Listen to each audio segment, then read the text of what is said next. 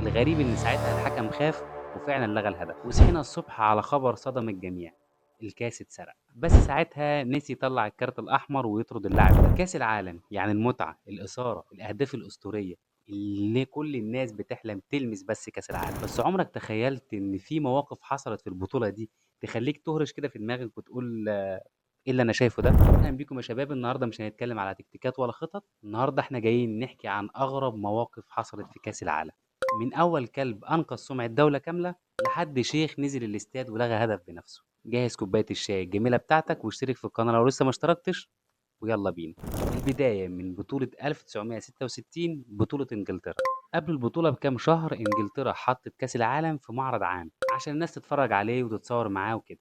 وصحينا الصبح على خبر صدم الجميع: الكاس اتسرق. الشرطة البريطانية قلبت الدنيا والمخابرات اشتغلت، سمعتهم بقت في الأرض، ومفيش أي أثر للكاس لحد ما ظهر البطل الأسطوري للبطولة دي.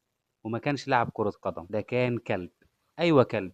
كلب اسمه بيكلز. بيكلز كان خارج يتمشى مع صاحبه، فلقي حاجة ملفوفة كده بورق جرانيب جنب الشجرة. شمشم وبدأ يحفر، طلعت إيه؟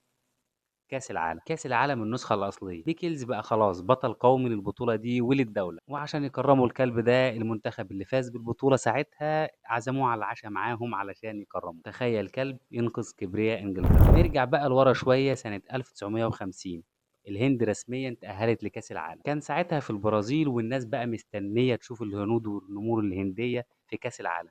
بس فجأة كده الهند تعلن انسحابها عن كأس العالم. السبب يضحك ويبكي في نفس الوقت.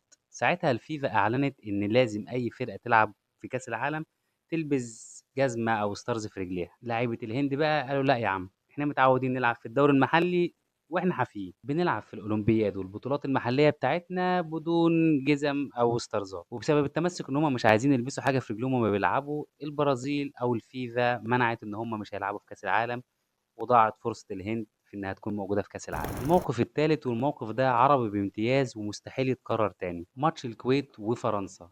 الكويتيين ساعتها اللعيبة سمعوا صفارات كده افتكروها من الحكم، بس هي كانت اصلا من الجمهور. ساعتها لعيبه فرنسا وكملوا وجابوا الهدف الرابع. طبعا اللعيبه بتاع الكويت قعدوا يعترضوا اعتراضات شديده جدا، وهنا بقى حصلت اللقطه التاريخيه. الشيخ فهد الاحمد الصباح كان ساعتها رئيس الاتحاد الكويتي، وقتها نزل بنفسه ارض الملعب وكلم مع الحكم وهدد انه هينسحب لو الجون ده اتحسب. الغريب ان ساعتها الحكم خاف وفعلا لغى الهدف. طبعا في الماتش ده فرنسا ساعتها كسبت 4-1، وبعد الماتش الحكم اتوقف مدى الحياه.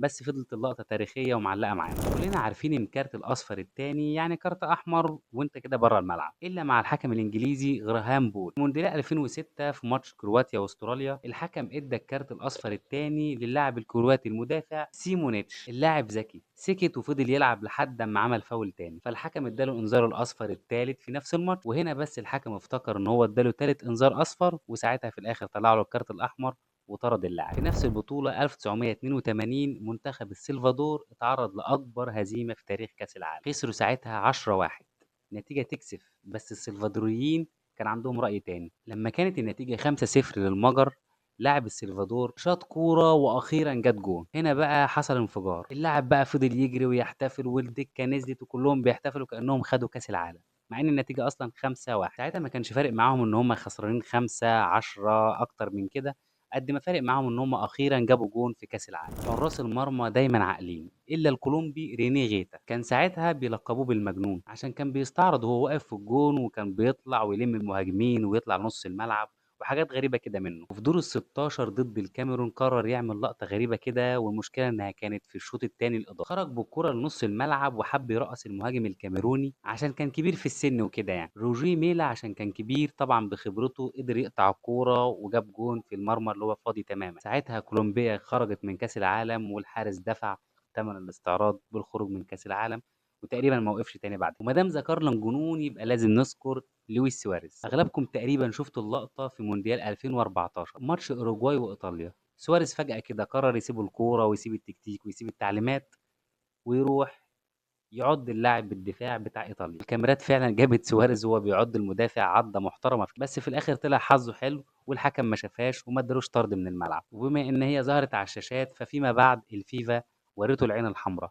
خليته 4 شهور بعيد عن الملاعب بسبب اللقطة زي دي. ونختم بقى أغرب المواقف مع نفس اللاعب، هو لويس سواريز، بس المرة دي سواريز عمل تضحية تاريخية في 2010 ضد غانا في ربع النهائي. في آخر دقيقة في الشوط الإضافي كرة رايحة في الجون وخلاص هتعلن تأهل غانا، أول منتخب أفريقي يصعد للدور ده. بس ساعتها سواريز طار كأنه حارس مرمى وشال الكرة بإيده، بس المرة دي الحكم شافه وفعلا اداله طرد وضربة جزاء لفريق غانا. والتضحية هنا والمعجزة هنا إن ضربة الجزاء دي جت في العارضة وضاعت، يعني من جون محقق لضربة جزاء وتضيع، ويبقى لسه سواريز موجود وسواريز عنده الأمل إنه يصعد. وبما إنها كانت في آخر الماتش خالص لعبوا ضربات جزاء وفعلا الأوروغواي صعدت على حساب غانا بسبب سواريز. دي كانت جولة في تاريخ الجنون والحاجات والمواقف اللي مش هتتكرر في كأس العالم تاني تقريبا. وهنا خلاص وصلنا لنهاية الفيديو، أشوفكم على خير.